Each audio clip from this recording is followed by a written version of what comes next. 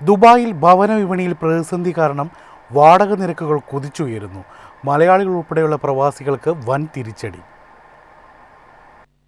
ദുബൈയിൽ ജനസംഖ്യാ വർധനവ് കാരണം താമസിക്കാൻ സ്ഥലം കണ്ടെത്തുന്നത് പ്രവാസികൾ ഉൾപ്പെടെയുള്ള താമസക്കാർക്ക് ബുദ്ധിമുട്ടായി മാറുന്നു.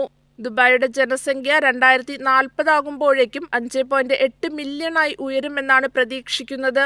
ഇതിനായി പ്രതിവർഷം ഏകദേശം 1,28,000 പുതിയ താമസക്കാരെ ഉൾക്കൊള്ളേണ്ടതുണ്ട്. എന്നാൽ നിലവിലെ ഭവന നിർമ്മാണ നിരക്ക് ഇതിന്റെ പകുതി മാത്രമാണ് എന്നതാണ് സത്യം. ദുബൈയിലെ റിയൽ എസ്റ്റേറ്റ് വിപണി കഴിഞ്ഞ 2 വർഷമായി ശക്തമായ വളർച്ചയിലാണ്. ആഗോള നിക്ഷേപകർ നഗരത്തിലേക്ക് ഒഴുകിയെത്തിയതോടെ പ്രോപ്പർട്ടി വിലകൾ, പ്രത്യേകിച്ച് വാടക നിരക്കുകൾ കുതിച്ചുയർന്നു.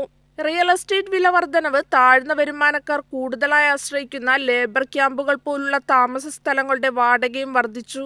ജനസംഖ്യ കൂടിയത് കാരണം പൊതുഗതാഗതം, ഭക്ഷണ സാധനങ്ങൾ തുടങ്ങിയ അവശ്യ സേവനങ്ങളുടെ ചെലവും വർദ്ധിക്കാൻ സാധ്യതയുണ്ട്. ഇത് ചെറിയ വരുമാനക്കാരുടെ ജീവിതം കൂടുതൽ ദുസ്സഹമാക്കും. 2025 മൂന്നാം പാദത്തിൽ 7,800 പുതിയ ഭവനങ്ങൾ മാത്രമാണ് ലഭ്യമായത്. 4ാം പാദത്തിൽ 14,900 ഭവനങ്ങൾ പ്രതീക്ഷിക്കുന്നു. ഇത് വാർഷികാടിസ്ഥാനത്തിൽ കണക്കാക്കുമ്പോൾ 44,000 യൂണിറ്റായി ഉയരും.